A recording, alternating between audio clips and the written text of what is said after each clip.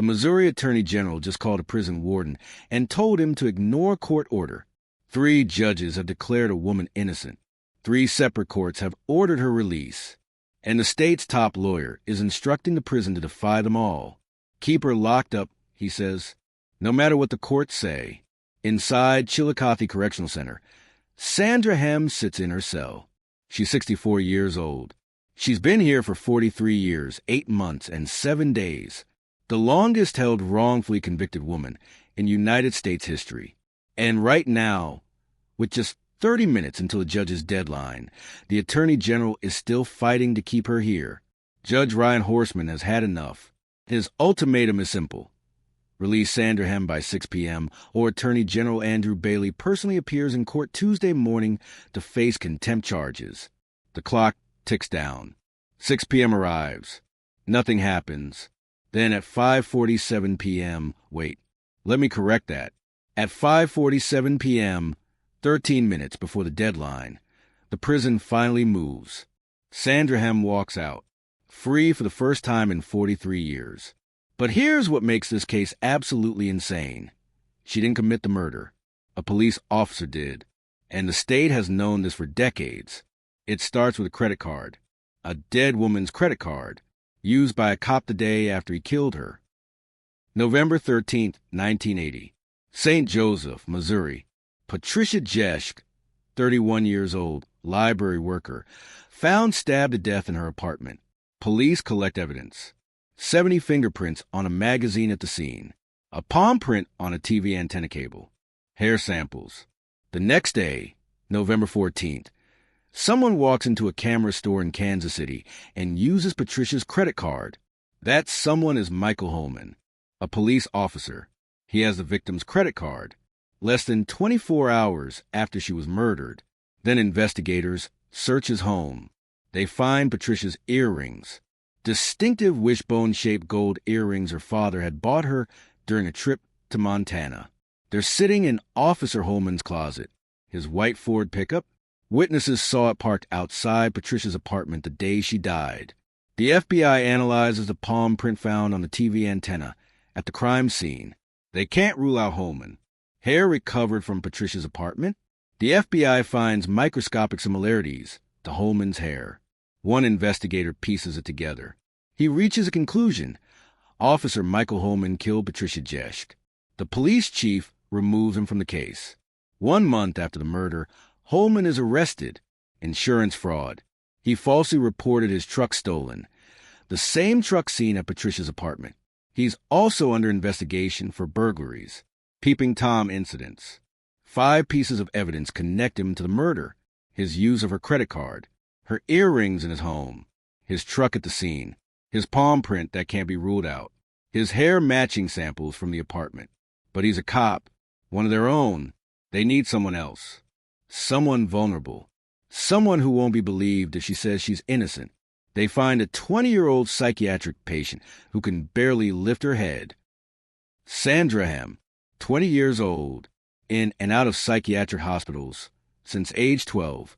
Auditory hallucinations, substance abuse, electroconvulsive therapy. In November 1980, she's a patient at St. Joseph State Hospital, heavily medicated on antipsychotic drugs.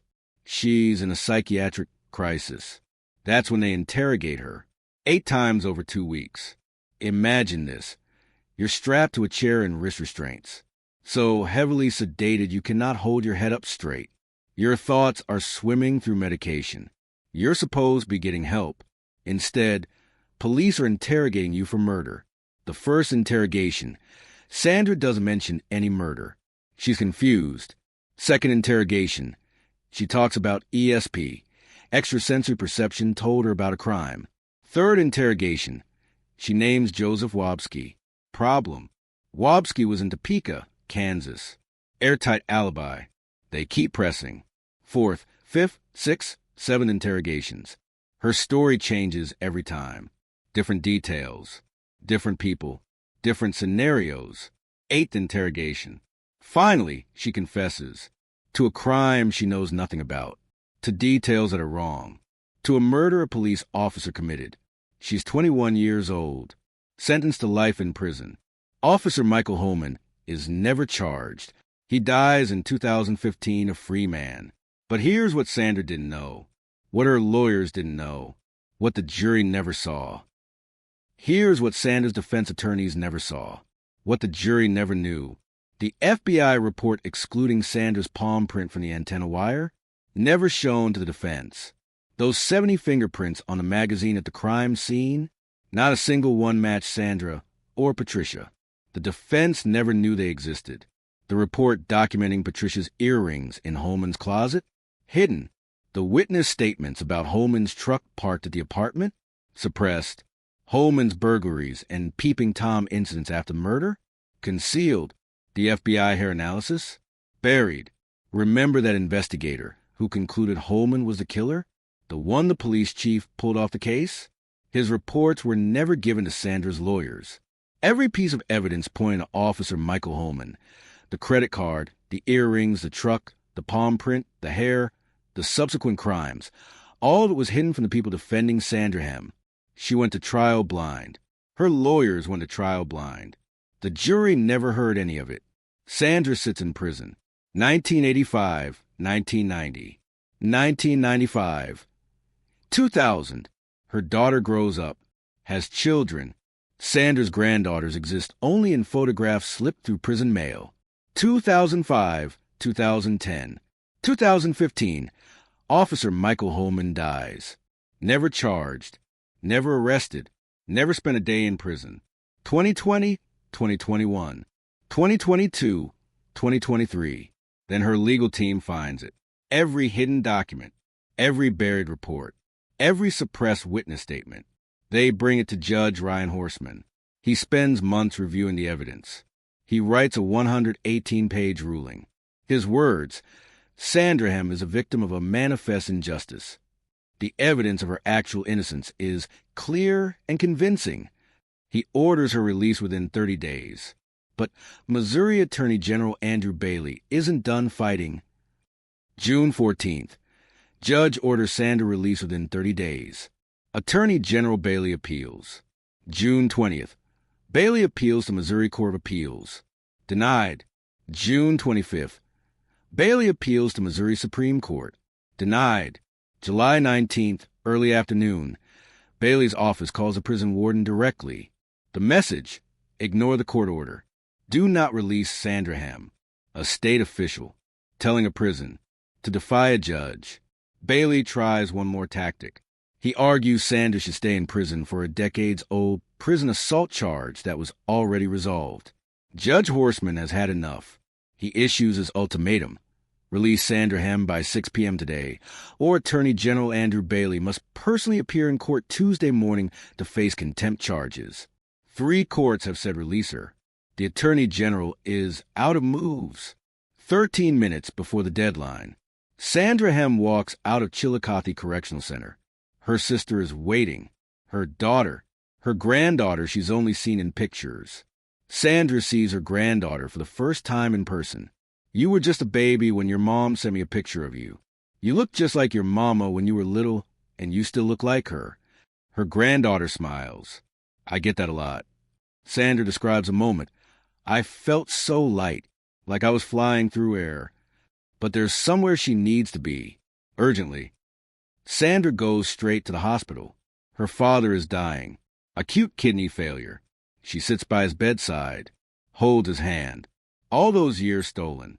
All those moments they'll never get back. For the next 10 days, she barely leaves his side. Her father dies. 10 days after her release. She spent 43 years in prison. He spent 43 years visiting his innocent daughter behind bars, knowing she didn't belong there. He died knowing she was free. But they got 10 days. Just 10 days. October 22nd, 2024. Missouri Court of Appeals unanimously upholds Judge Horseman's decision. They call Attorney General Bailey's arguments bordering on the absurd. December 3rd, 2024, Judge Horseman signs a final order. Sandra Hemme is hereby permanently and unconditionally discharged from custody. July 2025, Sandra files a federal lawsuit against the city of St. Joseph and 8 police officers. Malicious prosecution, coerced confession, conspiracy, The allegations. They framed her to protect one of their own. Let's talk about what 43 years means. Sandra was 20 years old when she was convicted in 1980. She's 65 now. She missed her daughter's entire childhood, every birthday, every school play, every graduation. She missed meeting her granddaughters, watched them grow up in photographs, slipped through prison mail slots. She missed 15,695 days of freedom under Missouri law. She's entitled to $100 per day for wrongful incarceration. That's about $1.6 million for 43 years. She's not eligible for Social Security. She was incarcerated too long. The man who likely killed Patricia Jeschke, Officer Michael Holman, died in 2015. He was never charged, never arrested, never spent a single day in prison. He had Patricia's credit card. He had her earrings.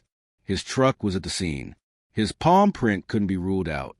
His hair was there, all hidden, all buried, all suppressed. 3 courts said she was innocent. An attorney general fought to keep her locked up anyway. A judge threatened contempt to free her. She walked out with 13 minutes to spare and got 10 days with her dying father. This is Sandra Hemme's story, the longest-held wrongfully convicted woman in American history, a woman who spent 43 years paying for a crime a police officer committed.